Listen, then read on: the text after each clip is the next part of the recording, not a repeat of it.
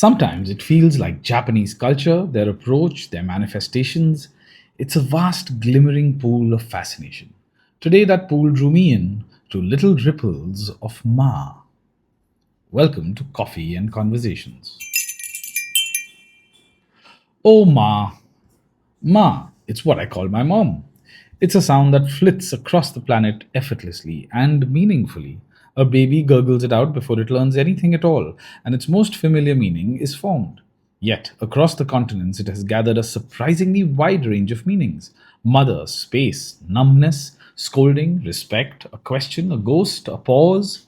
A tiny syllable that holds both universal meanings and philosophies unique to cultures. Its most familiar meaning appears nearly everywhere, from the Hindi ma to Mandarin ma, Swahili mama to French maman. The sound and its import is part of our earliest emotional vocabulary. Of course, there's a biological bridge to this. M plus A, or ma and a, is one of the first combinations a baby can physically produce. Caregivers hear it, recognize themselves in it, and reinforce it. Over the ages, a baby's babble evolved into maybe the most primal word we have. But just a step or two afield, and the word splinters into meanings that share no lineage. Mandarin famously turns Ma into four or maybe even five unrelated concepts depending on the tone. Now, please don't expect me to get these tones right, they're notoriously difficult. Ma means mother, Ma, numb, the source of Sichuan's sizzling Ma la. Ma, horse, and Ma, to scold. Across Africa, Ma or Mama doubles as a respectful address for elder women. In some languages, it's a grammatical element, a prefix, even a pronoun. And delightfully, in Georgian, Mama means father. Then, in Japan, Ma becomes something else entirely. It's what opened up this little rabbit hole. Energy filled with possibilities. Ma is a fundamental Japanese philosophical concept referring to the negative space, interval, or pause that gives shape and meaning to everything around it, not just physically, but also temporally and conceptually. Absence treated as presence, pause carrying intention. We can, quite literally, glimpse the meaning of Ma from its Japanese kanji symbol. Ma combines characters for door or gate and sun. Together, the two characters depict a door through the crevice of which sunlight peeps in. It's the emptiness that highlights form, the silence that defines sound, the stillness that gives weight to action, and it permeates Japanese art, architecture, gardens, music, and daily life. In conversation, for example, pauses are not treated with awkwardness, they can be considered fullness and presence without noise. In architecture, Ma refers to the dimension of space between structural posts. It's central in ryokan inns, tea houses, and Zen gardens where empty rooms or open gravel are not unused. They are intentional spaces to highlight proportion and harmony. Train to nowhere. Ma manifests as a sophisticated storytelling and aesthetic device too, revealing values about timing, restraint, and the power of what is left unsaid. Hayao Miyazaki, the great master of Studio Ghibli, has spoken about creating moments in his films when nothing happens. A girl sits by a train window, the wind shifts through grass, so that the audience can feel something. Sample this wonderful exchange with the critic Roger Ebert from 2012. I told Miyazaki I love the gratuitous motion in his films. Instead of every movement being dictated by the story, sometimes people will just sit for a moment, or they will sigh, or look in a running stream, or do something extra, not to advance the story, but only to give the sense of time and place and who they are. We have a word for that in Japanese, he said. It's called ma, emptiness. It's there intentionally. He clapped his hands 3 or 4 times. The time in between my clapping is ma. If you just have non-stop action with no breathing space at all, it's just busyness. But if you take a moment, then the tension building in the film can grow into a wider dimension. If you just have constant tension at 80 degrees all the time, you just get numb. Not a memo that mainstream Hollywood and Bollywood received, clearly. In so much of what we see and hear now, contemplation is too often conflated with boredom. While I may be no Ghibli aficionado, I do recall this stretch from Spirited Away, about a 1.5 minute video clip I have inserted from the train scene.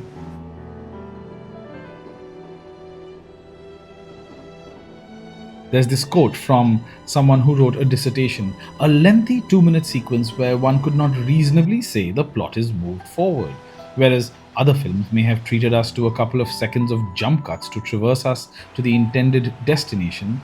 Miyazaki is interested in allowing us to digest the hour and a half of events we have just absorbed. End quote.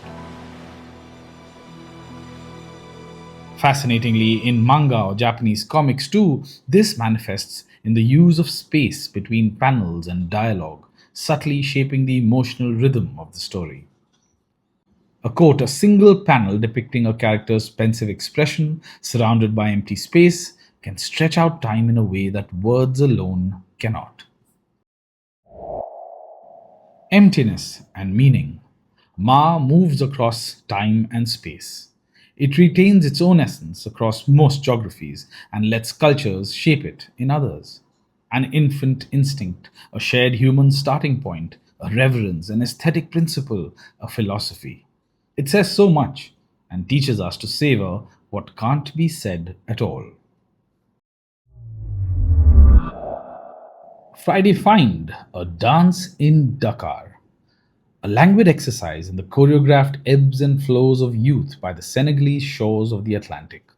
The dance of the sea, in the Wolof language, Fetchu Gued Gui, I'm sure I butchered that, feels like an homage to the power and allure of the ocean, yet also a gentle embrace of friendship, youth, and community. Apua Enusaserebenyi est représenté na Ntifafa. Directed by Jose Perez Ortiz and Rodri Porcelli, who also films and edits it, with music from Raul Espinera, this is an alluring collage of moments between friends in summer, with dancing, swimming, riding, mingling with smiles, silences, and contemplation. A quote from the filmmakers, in Dakar, the dance of the sea is not just a visual spectacle, but a song to unity. Every wave that rises is an invitation to embrace community and to understand that, like the ocean, we are part of something much greater. This journey reminds us that no matter how far we go, there will always be a dance that connects us, a rhythm that makes us more human. British designer Grace Wales Bonner was just announced to lead menswear at Hermes, but she earned her creds with her own label, which she started in 2014. This film was released in the summer, presented by the website Nowness, featuring clothes from Wales Bonner.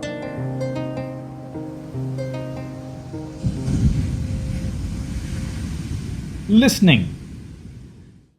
Two little pieces here. Severed.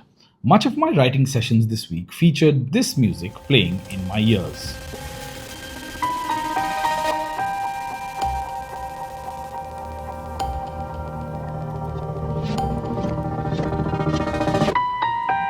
Apple TV has a long YouTube loop called Music to Refine To. Their popular and acclaimed show Severance is based on the premise that humans are drawn to technology that can divide their work and personal lives. At the fictional Lumon Industries, the employees have undergone a severance procedure which surgically divides their memories between their work and personal lives. Think of it as an experiment in work-life balance. Your work persona, your innie as they call it, only knows a life at the office, days and memories starting in the lift to the work floor and ending in the lift back out. Your outie, meanwhile, the main you, so to speak, lives the life outside, home, family, leisure, happily oblivious of the drudgery your innie endures. The work innies do at Lumon is called macro data refinement. It is very evidently tedious work. You categorize numbers on a computer screen that evokes specific emotions, exactly the kind of drudgery people want to escape from. Here's a glimpse into my flow, a short video clip.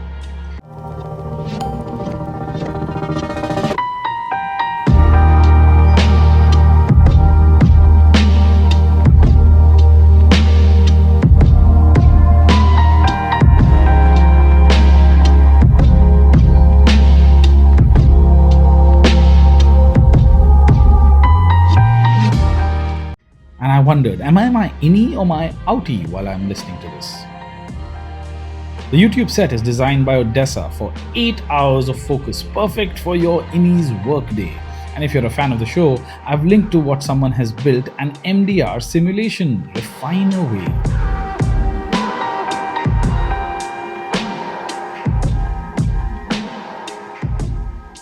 Ill-advised. If you're socially adept and enjoy healthy relationships, there's nothing for you here.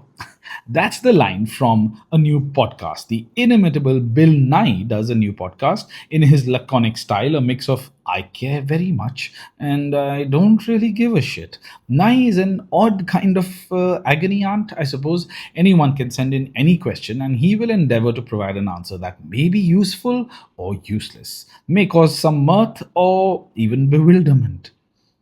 As he says, it's been suggested I invite you to ask questions about whatever is on your mind, and I will attempt to answer them without making things worse. Sample this, which manages somehow to talk about coffee, but no, it's not a paid partnership with me. This is Meg, who has a question, all the way from Australia. I often struggle with small talk. How can I contribute to a conversation and still come across as somewhat cool? You've either come to the right guy or precisely the wrong guy, because I love small talk. I love small talk so much better than I love big talk. And if there is a pause, a good one is always, how many cups of coffee have you had today?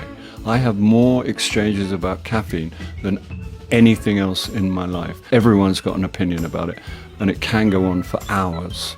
Try it out.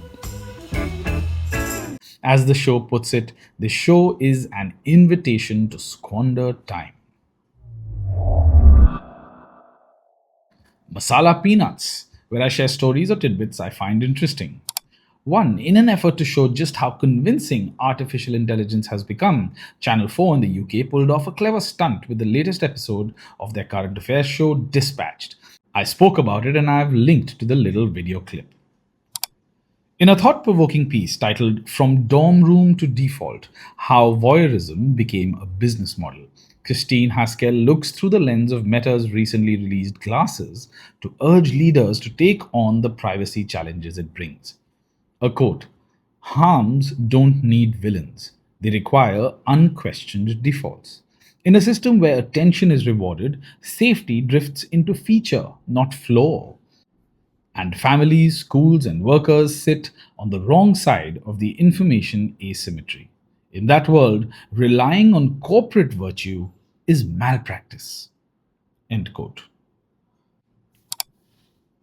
To finish, the vibrant, disappearing world of India's photo studios. That's the title of a piece from The New Yorker, which looks at photographer Ketki Seth's stumble into these dying businesses in India. A quote from Miyazaki to finish. "People who make those movies are scared of silence, so they want to paper and plaster it over. They're worried the audience will get bored. They might go up and get some popcorn."